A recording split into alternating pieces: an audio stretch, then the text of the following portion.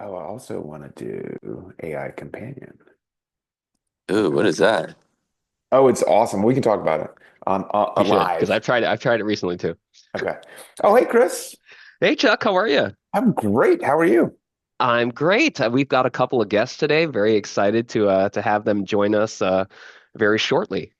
Yeah, we have amazing guests. We want to talk about the IFSSH meeting. We have a couple random topics to talk about, but why don't we start by introducing our guests, unless you had a different approach? Well, I want to introduce our first guest, which is the Zoom AI companion, uh, which interestingly enough, you and I used for a recent meeting and one of our recent podcasts. And I've never used it. You told me to use it after we recorded last week. And I tried it for a couple of meetings, and it's amazing what it gets right and what it gets wrong.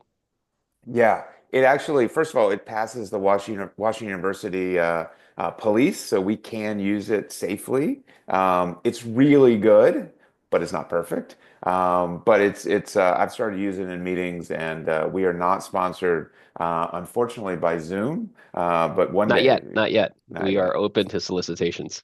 Yeah. So we have Jeff and Jeff, as they're Hmm. affectionately known in the in the hand I surgery thought it was community. the Jeffs or Jeff squared. Oh, there's lots of names. J squared Uh, sounds like a K-pop band, so maybe we'll go with that. Yeah. Uh, We always um, wanted to start our own boy band. We've got four members right here. We're pretty damn close. Dreams do come true. boy bands are young, and some of you may be young, but I no longer qualify. There's always the old guy. Don't worry, Chuck. The old creepy guy. Yeah, gotcha. We'll go in alphabetical order. We're delighted to be joined by Jeff Friedrich, who is at the University of Washington. Jeff's a plastic surgeon. I don't know if you're not only based at Seattle Children's, right? You have an adult practice as well. The majority of my practice is at Harborview Medical Center, our county hospital, and that's where I spend most of my time. And then I do a day a week at Seattle Children's. So it's a nice little mix of adult and pediatric. Yeah, I show my bias there, I guess, with See, I had no idea. I had no idea that Jeff did kids. I only know him because he's in our awesome multi-center brachial plexus planet Yeah, study. yeah. nice. And second but not last in my heart, Jeff Yao at Stanford.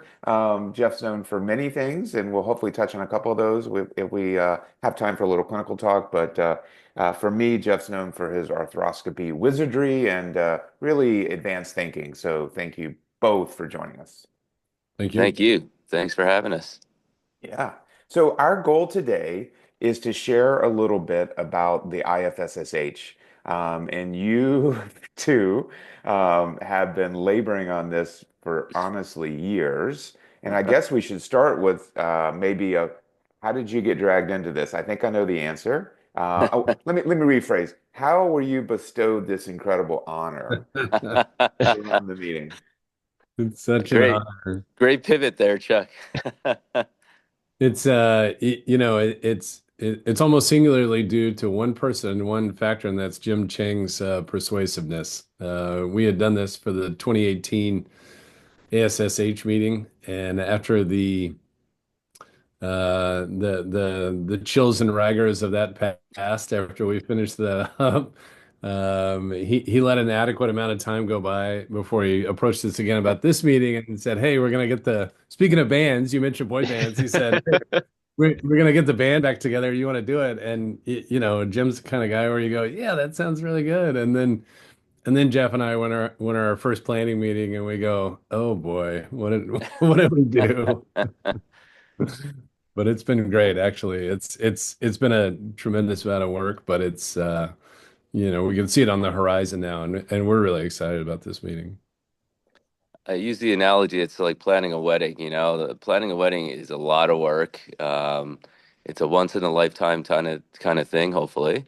And there's a lot at stake and there's a lot of planning that goes into it, but once you get there, then it's just you just got to enjoy the ride. And that's I think I speak for Jeff that I think that's what we're looking forward to. Yeah, totally.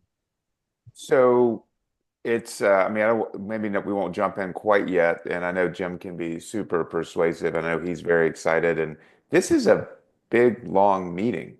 Um, It's all day Monday through, I think, all day Friday in Washington, D.C., March 24th to 28th. Um, and how much, I guess, flexibility did you two have in designing it? And how much did IFSSH or Jim or others play in a prescriptive kind of, here's what we need to do? And before we jump into that, can you zoom out, just tell us what IFSSH is and why it's in DC this year and how often it meets, et cetera? Because, I think some of the listenership may not know. Well, the IFSSH is the International Federation for Societies for Surgery of the Hand, and the IFSHT, I should say, for hand therapists as Hmm. well. It's triennial, so it's every 3 years. We joke that it's kind of like the Olympics for hand surgeons. It is quite an honor to have it on your home turf. There's a very similar process to the Olympics. There are bids that are made, and a voting process happens, and everyone tries to sell their country to be the host. So it's very similar to the whole Olympic selection. And I'm blanking on the last time it was in the United States, but actually in the bylaws, supposedly the IFSSH is not supposed to be repeated in the same country until all of the members of the IFSSH have been represented. And this is actually going to be the second time, and probably quite frankly, in our careers and maybe lifetimes, maybe the last time it'll be in the United States. So that's why we're really excited about it and really excited to show off our nation's capital in a beautiful time of the year in March. And so it's kind of a big deal. Yeah, I think the last one was in Boston, I believe in the 80s. So it's been a while, and as Jeff said, it probably will be a long while before it returns. So that's one of the things that's exciting about it is the historic nature of it. But to your earlier question about, the planning of it and the structure, we had pretty free reign to structure it how we wanted to. And Jim's been a great leader in that regard, and the it's mostly the Hand Society staff that have helped us with the actual logistical and planning work, and they've been such amazing partners in all of that. We used, the successful recipe from prior meetings, specifically the one just preceding this one, which is the one that was in London.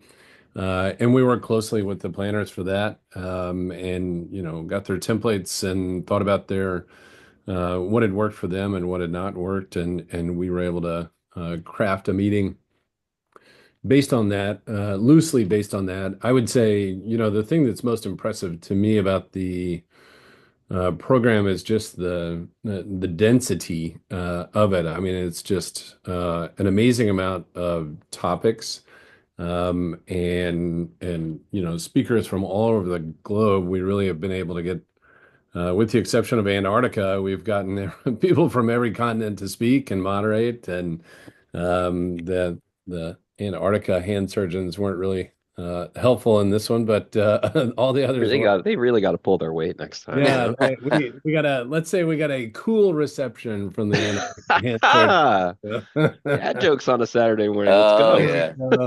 There we go. And I would say, if I had to uh, think of something that I'm have a regret about the planning of this, is there's almost too much information in the program, and there's so many concurrent sessions that people are going to have to make some decisions about, what's most important to them, and the topics they're most excited to see. And I think that's really the only drawback, because me personally, I would love to be in every place at once during this meeting, and I'm just not going to be able to do it. But so there's going to be a lot of stuff that we're just going to have to rely on recordings, and seeing people's PowerPoints and things like that later on. But boy, there's just so much here, and we're just so excited about it. So, and some really up to date, leading edge type things that are going to be talked about. It's just going to be great. Yeah, And Oh, I'm sorry. Go ahead, Jeff. oh no, sorry, Chuck. I was just gonna piggyback on that. That another regret is that it's just so hard to include everyone in a program like this. Even though we have so many speakers, I'm sure there are other very talented hand surgeons around the world that we just didn't have a chance to connect with, and that's all fully on us. That it's just it's just the people that we know and the people that we know are in the literature, and so we want to make sure that nobody feels slighted if they weren't invited. It's just there's just so many spots, and there's obviously so many more hand surgeons out there. Yeah, so well said, and a great start. I'll say I've been fortunate to go to a couple. I think I met, wasn't it South Korea 3 times ago, 9 years Mm. ago?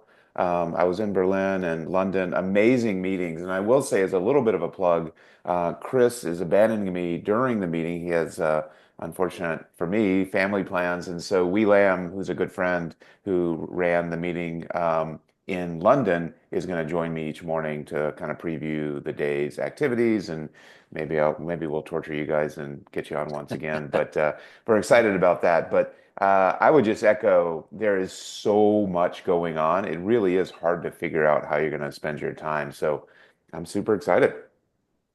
Yeah, you brought Well, up Wee Lam. He was, I have to give him a shout out. He really helped us out because he was the planner of the London meeting. He had it all templated out, and we loosely based our meeting on their template. So we have to thank him, and it's very similar to the annual ASSH meeting as well, with symposia, ICLs, and I'm sure we'll get into that later. But it's we're really proud of the program. Is before it? Chuck and I briefly, oh, sorry, go ahead. Go ahead, Jeff. I'm sorry to interrupt. Isn't we Lamb signed on to be the program chair for the next meeting too? He is, yeah. So now, yeah. So he'll be organizing the Singapore meeting, which will be 3 years from now. So he has the dubious honor of being the program or scientific chair for two IFSSH meetings. That's pretty impressive. And Well, that's what happens when you do too good a job. That's all too right. good a job and actually relocate in the interim between your meetings. All right. Um, We is super interesting because he's also president of in the presidential line for the British Society of Surgery of the Hand before he so moved to Singapore. So In Singapore, yeah. we is all over the place. And Chuck, do you remember we did our first live podcast in London back in the day? I guess we've been doing this long. Before Chuck and I paused to thank our sponsors, I wanted to ask one question about the program. Will there be an international Royal Rumble as in past years? Quiz bowl kind of thing, or stump the professors, or something like that? that the silence is deafening. I'm guessing that's a no. Too controversial, I guess, huh? Yeah, we tried to stay pretty vanilla in a way, and that's we didn't want anybody to be offended, or we tried to just keep it very scientific, very I guess yeah, plain, just so because there's a lot of information that we needed to include, and there's just so much time that we could squeeze it all in. Understood. Um, the Upper Hand is sponsored by PracticeLink.com, the most widely used physician job search and career advancement resource.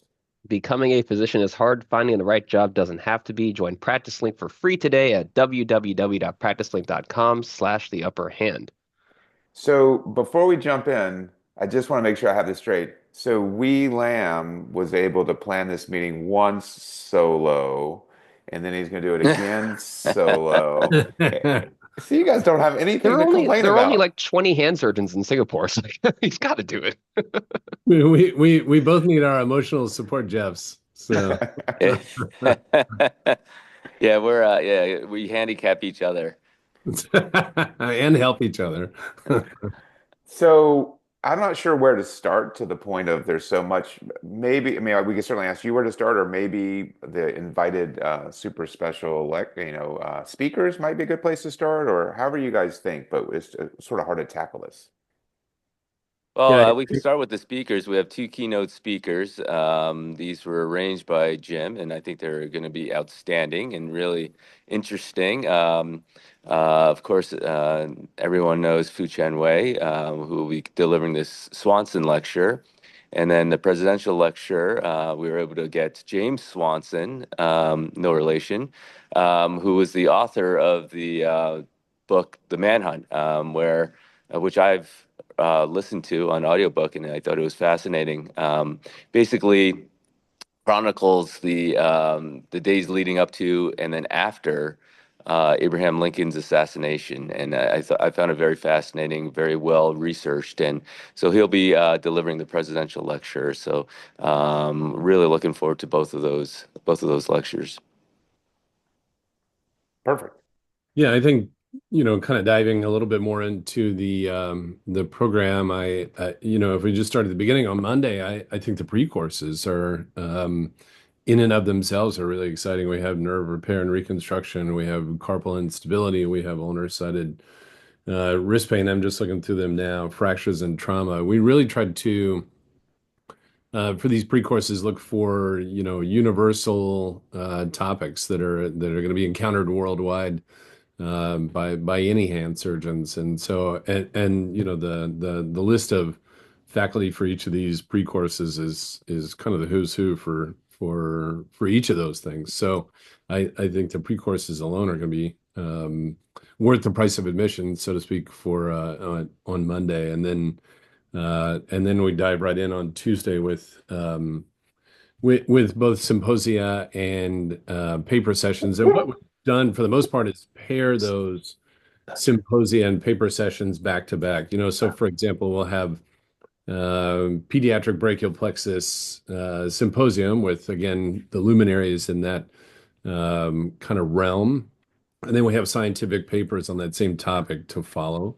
And we thought that's a nice pairing to go straight into the paper sessions that are related to that. And we have basically 3 to 4 sessions a day like that, those paired sessions. And then at the end of the day, we have on Tuesday, Wednesday, Thursday, we have instructional course lectures at the end. It's one of the things that we wanted to try to avoid is sort of the very surgical conference type plan of starting courses and symposia at like 6 or 6:30 in the morning. We're avoiding that, so it's a little bit more humane schedule, and we're not going to go real late in the evening because we have some important social functions to get to, and maybe Jeff wants to at some point talk about those. But I really think the structure each day is going to be it's very doable.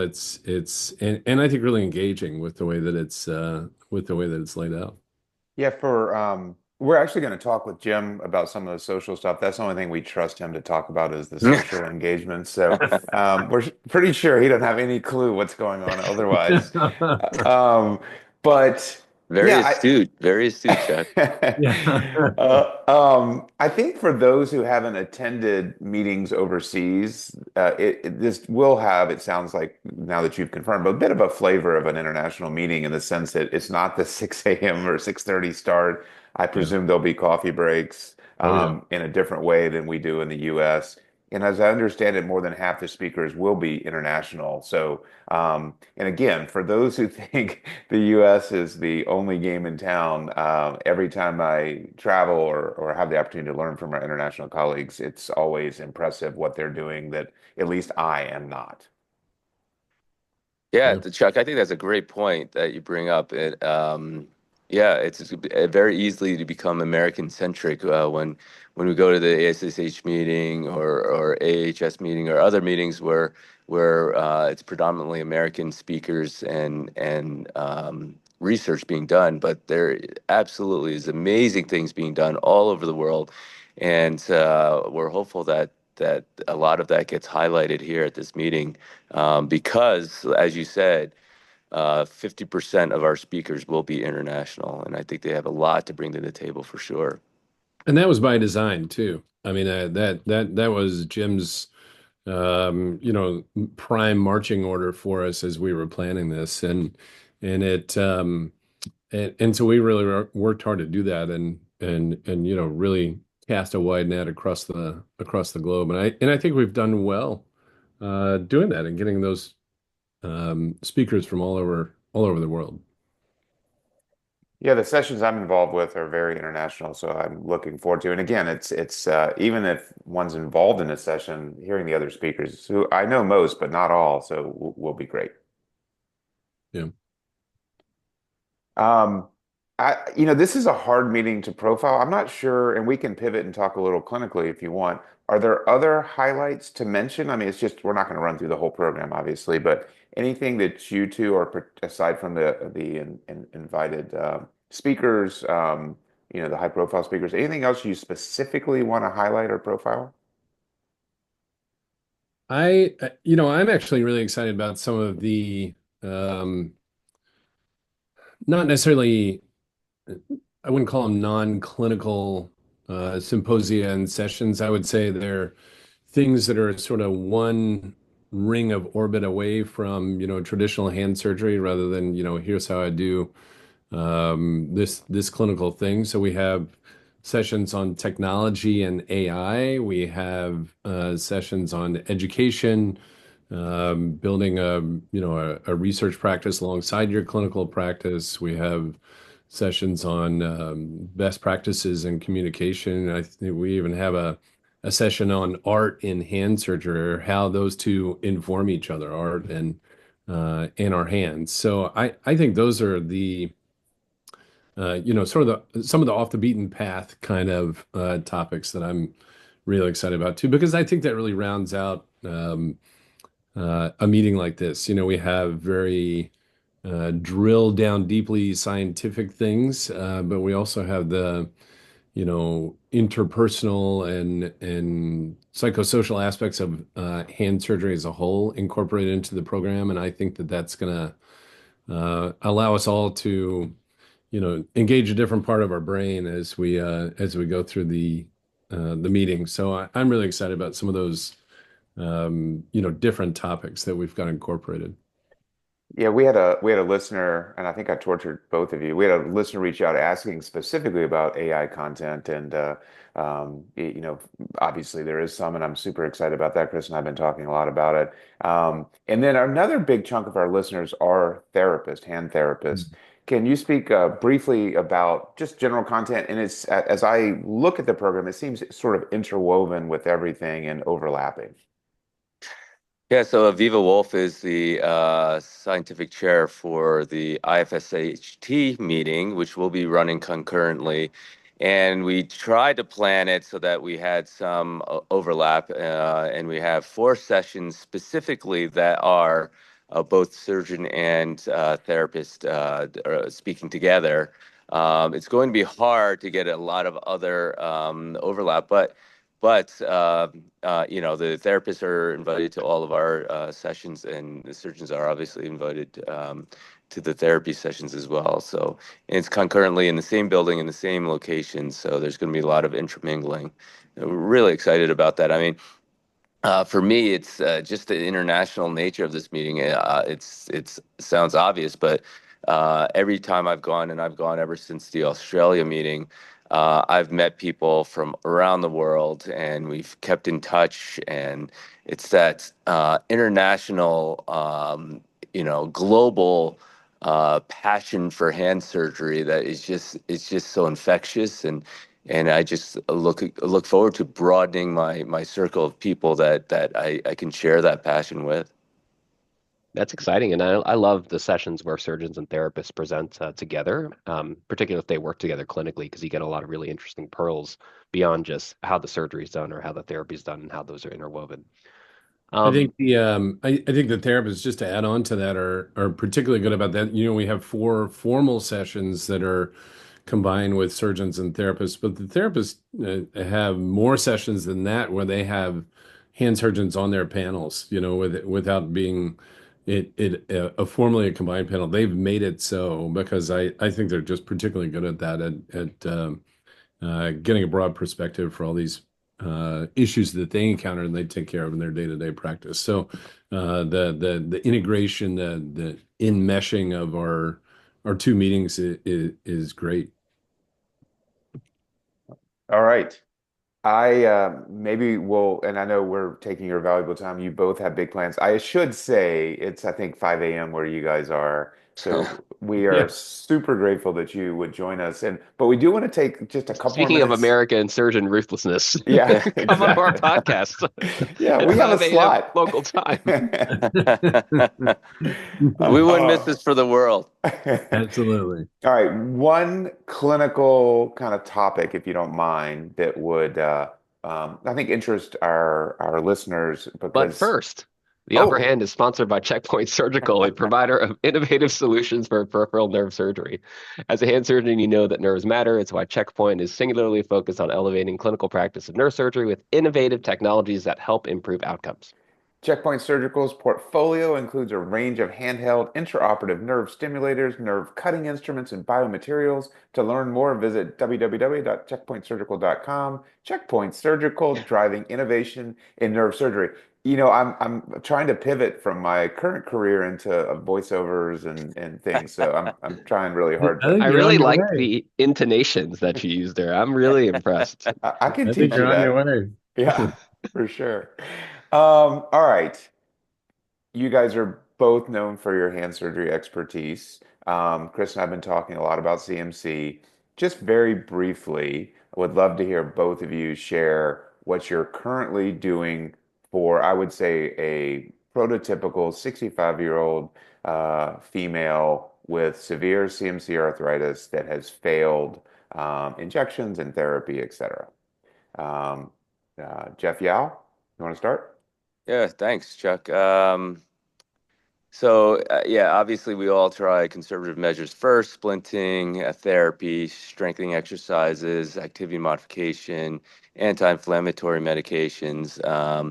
But if that fails, I'm not a big fan of injections, whether it be steroid or otherwise. I think that just kind of kicks the can down the road, and there's been some work to indicate or suggest that the risk of complication does go up after steroid injections. I don't have any real quarrel with it, but I don't. It's not a big part of my practice, unless someone really just wants to buy some time. They have to get through some part of their life before they can settle down and have something more invasive done. I have introduced or embraced denervation in my practice, although I'll be honest with you, I haven't had a tremendous amount of success. Certainly not the success that's been published in the literature. I see Chuck raising the roof there. I'm sure it's just surgeon dependent. I'm sure I'm not doing it correctly, but I've tried it probably about 6 times and probably had about a 25% success rate, if that. So I haven't had a huge amount of success. And quite frankly, I've just had so much better success with open surgical procedures or arthroscopic, that for that matter, for stage two. Sorry, even before that, for Eaton stage one arthritis, I'll do an arthroscopic, assuming everything else has failed. Debridement and potentially a thermal shrinkage of the capsule. I think that helps stabilize the joint as well as denervate the joint, and we've had a lot of success with that.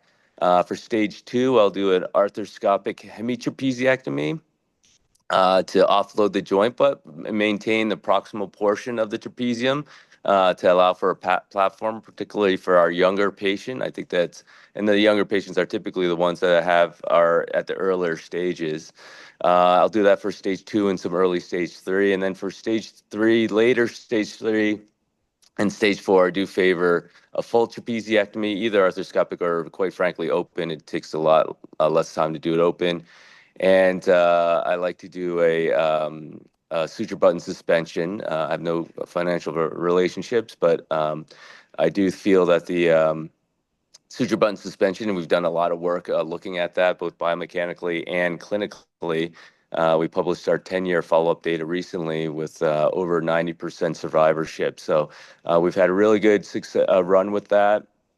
And I think the main benefit is that it allows patients to start rehab early, within a week or so. I have no problem, as you know, there's hundreds of other procedures that have been described. For thumb CMC, I think as long as you offload the bone-on-bone pain generator, I think patients do well, regardless of what you do. But the reason I embrace this technique over some of the more traditional techniques is because of the rapidity with which we can start our therapy. So that's kind of my protocol. Man, Perfect. that's like almost all the options. So thank you for running through that very comprehensively. Instructional course right there. Thank I you. know, right? Here's the Yeah. ICL. Jeff, what would you add or do differently, or what would you like to share before Yeah, we I pepper you with questions? That's fascinating. I love hearing about what other people do, and I don't have quite the facility with arthroscopic work that Jeff does. I do a fair amount of wrist arthroscopy, but I haven't progressed down to the smaller joints. To your question about the stage three in a 65-year-old woman, I've throughout my practice and continue to do so, use trapeziectomy and a tendon suspension. I use the APL suspension plasty, sometimes eponymously referred to as the Wileby suspension plasty. I've made some modifications from the way I learned it in fellowship. I basically take that APL and wrap it around the FCR and then back around itself a couple of times. And as I tell patients, I'm basically Gotcha. making a little hammock for their metacarpal. And that's for me been a good option because the surgery goes pretty rapidly. I'm not having to do a drill hole or anything like that. So I really enjoyed the brevity of the surgery and the outcomes generally. I as I progressed through my career, I've immobilized these patients less and less, and have not been sorry about that. Started off with 6 weeks of immobilization. I'm now down to about 1.5 to 2 weeks before I move to a removable splint. Um, the denervation is a fascinating topic, and I've also incorporated more of that into my repertoire, so to speak. People have asked, for whom do you, what Eaton stage do you offer the denervation? And I've said, I haven't really based it on Eaton stage, and you could fault me for that. I've more done it for people who are working or have recreational demands for which they don't want to spend, 2 months rehabbing a thumb. And want to, as Jeff said earlier, kind of kick the can down the road a little bit when he was talking about injections. I've actually found the results from denervation to be fairly good in the 10 or 12 that I've done. And I've even had a couple of patients that I did bilateral simultaneous. If I've kind of taken the approach that this is not unlike carpal tunnel syndrome, and it's probably safe to do bilaterally, because there's no immobilization and really no therapy that I've had them do afterwards. I've found doing it bilaterally to be safe and people to get fairly good results. So I'm incorporating it more into my practice and kind of fine tuning the indications for that. But as I said, for now, my indications for it are somebody wants a quicker return to work and activities than would be possible with an arthroplasty. So before we wrap things up, I did have one question. Is there a role for thumb CMC arthrodesis for either of you? Neither of you mentioned that, so curious to see what you guys' thoughts are about that. Chris found the one thing that I forgot to mention. The Very, only very We didn't talk about the osteotomy, but I mean I figured that doesn't have true. a role, but True. Yeah. Yeah, osteotomy is great for earlier stages. And the fusion, the reason I didn't mention that is because Chuck mentioned our patient's a little bit more elderly, but that, I think sometimes we use age as a surrogate for function, and I think that's absolutely incorrect. I think we have plenty of 65-year-olds out here who are doing plenty of things and hard labor. I just saw an 85-year-old in my clinic last week. It's out there chopping wood and doing tons of stuff. And although I'm not sure I would do a fusion in him, I did offer it to him because he's such a high demand 85-year-old. So I don't think age necessarily tells us the whole picture about someone's needs. So absolutely, Chris, I think for definitely a younger patient or just in general a higher demand patient, I think a fusion is an absolutely very good option, and I do use it in my practice. Yeah, I'm same. By virtue of having a pediatric practice as well, I've had some of those younger patients, not uncommonly it's from a Bennett's fracture malunion, and they've gotten some arthrosis of the joint, but still young and active, whether it's with sports and work, and had pretty good results with CMC fusion. In fact, I have a patient that just came back recently. I'd done one side, and he's like, "All right, I'm ready for my other side." He didn't have a traumatic arthrosis. He just had degenerative arthritis, and got good results from his thumb CMC fusion. Um, I have a harder time telling people what's the longevity of that fusion, because that's obviously, one of the concerns is, does it then transfer the sort of maladaptive motion and joint problems down to the SDT joint?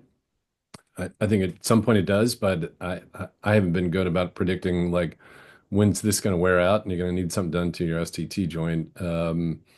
I think it's probably in terms of years, because I haven't had, many of those patients coming back to get the next round of intervention for that. So I think it's got pretty good longevity, and is good for those patients that are more demanding of their hands. I will say that it seems to be a little bit more painful. I mean, I think, like many arthrodeses, I tell the patient, you're going to hate me for the first couple of months and then love me thereafter. And this tracks along with that. This is a fusion that does that too. Well, obviously, massive topic. It's a little bit of a teaser because we're going to get many solutions when we go to DC and listen to your invited speakers on CMC. I really want to thank you, not just for coming on, but for mentioning denervation, because Chris would be crushed if there wasn't a nerve-based discussion for a I like how bony Yao kind problem. of brought it back, got the scope in there for you, and brought the denervation into the conversation. He's a crowd pleaser, that Jeff Yao. Yeah. He read the room very well. Yeah. In all I have one seriousness, urgent question for oh, Jeff Friedrich before we go. Yeah. Over your left shoulder, Yeah. is that a battery daddy? It is a battery daddy. Yeah. what We is a got one. battery, Can Daddy? you hold that up, Jeff? That is the best thing ever. It is You can get these amazing. at Costco. I just got another one at Home Depot. It's just Yeah. like a battery holder, and it's allowed me to clean out the at least one junk drawer in the kitchen. Please, Battery Daddy, please sponsor us because I want everybody to have one. It was literally, we brought one to a White Elephant gift exchange a couple years ago. That thing got passed around so much because it is amazing. And it's got a little tester in it. It's got a little Yeah. voltage tester in it. So If you don't I'm have a Battery Daddy, you got to get you one. you gotta I'm get that I'm ordering today. I love the idea. battery. It's great. I hope Thank Good people eye. listen to the very end because this That's is the a best pearl you're going to get today. that's a good eye. That's a good eye spotting that thing. um listen, Chris and I are delighted that you took the time early in the morning to join us. I think we're all grateful for the work you guys have invested to make this meeting happen. I can't wait to be there. Can't imagine missing it. No good hand surgeon would ever miss this meeting. But yeah, thank you so much. Happy spouse, happy house. That's right. That's right, Chris. Very good, wise words. Yeah, no, thank you, Chuck and Chris, for having us.